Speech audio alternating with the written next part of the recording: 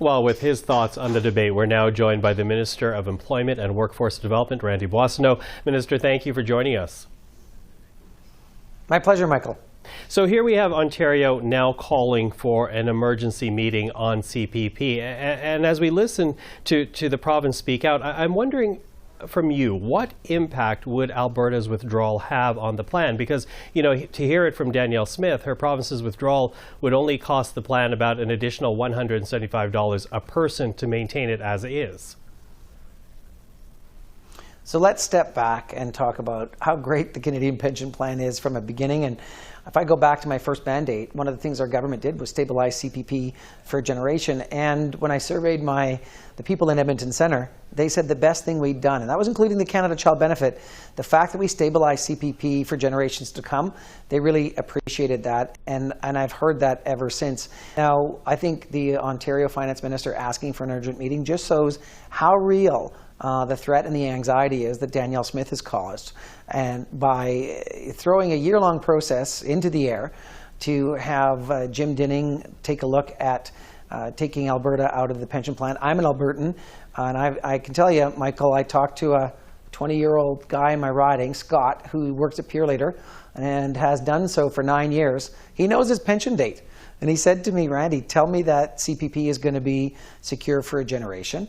And the Premier's numbers are off. The Life Work Report's numbers are, to quote one person, bonkers. And if you take a look at Trevor Toomby's analysis, economist out of the University of Calgary, it would cost Canadians about $300 to $350 per year per person in perpetuity should Alberta decide to take itself out of the pension plan. Now, the early numbers in the consultations that are taking place in Alberta show well over 90% of people don't like this idea. I've got almost 1,000 emails and letters now saying, please, Randy, tell the Premier, hand off my pensions. And I think it's really serious. And I absolutely have no idea why she's doing this, other than perhaps it's a distraction from her bad decision to stop renewable investments for 6 months, which has scared away about $12 billion.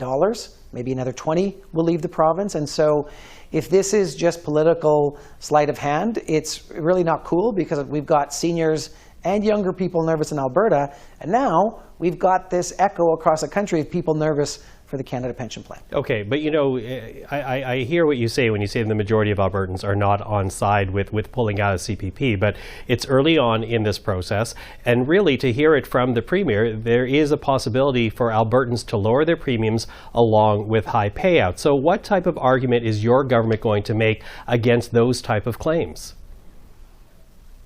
Well, that's a great question, Michael, and in the letter that the Prime Minister sent to the Premier, he was clear that he had tasked us all as Cabinet to do everything we could to protect the Canada Pension Plan, to defend Albertans, and so we're going to do that work. I spent some time as Associate Minister of Finance, so I know that finance officials will be crunching numbers, so will officials at the CPP, and I think that's a good time for me to talk about, Michael, how CPP is completely separate and independent from the government, whereas AIMCO, which is the agency that manages the pensions in Alberta, has in their statutes that they have to respond to directives from the Premier's office. And if you talk to Alberta teachers, they know what that's like, because the funds from the Alberta teachers' pension were taken by the government to make questionable investments in oil and gas companies that didn't turn out well. So if you want stability, if you want better performance, and you want something you can rely on in your retirement, then it means staying in the Canada Pension Plan. So I think this is going to be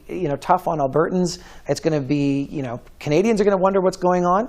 And I just wish the Premier and her colleagues would be focused on things that Albertans really care about right now, which is housing, making sure the middle class can get a break, making sure that we have investments in the green economy, growing up our community and our province. And this, to me, is a massive distraction that's not going to have the kind of payout she hopes for. Okay, although, and I hear the economic arguments that you're making right now, but there is a core, a group in Alberta that like this idea for the very fact that Alberta would be able to stand on its own rather than being closely tied to a federal scheme. And, Premier Smith does argue that Alberta has the right to leave the plan and set up its own. Quebec has its own pension scheme. What do you say to the argument to Albertans who believe it's better for Albertans to decide their future without being tied to Ottawa?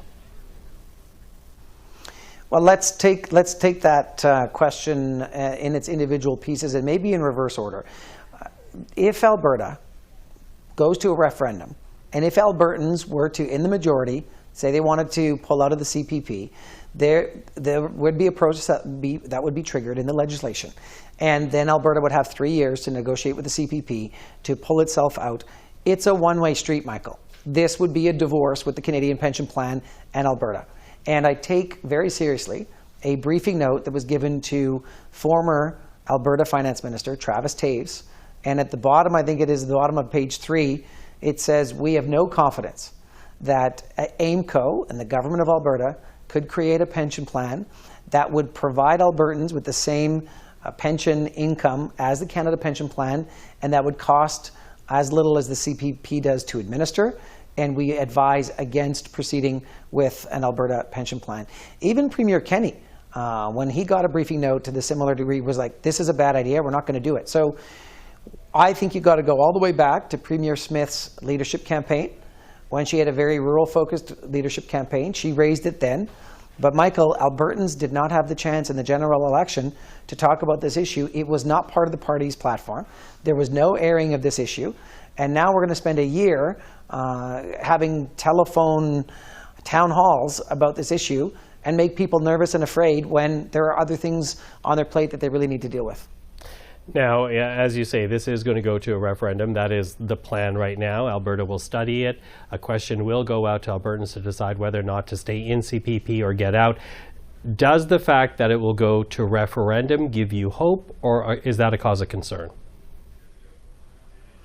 I mean, it's not a hope or a concern either way. I hope it doesn't get there. I hope that calmer heads prevail, and I hope the sense of argument and logic, keeping people's pensions safe, and the overwhelming cry of Albertans to say, look, if it's not broken, why fix it? There's nothing to fix here.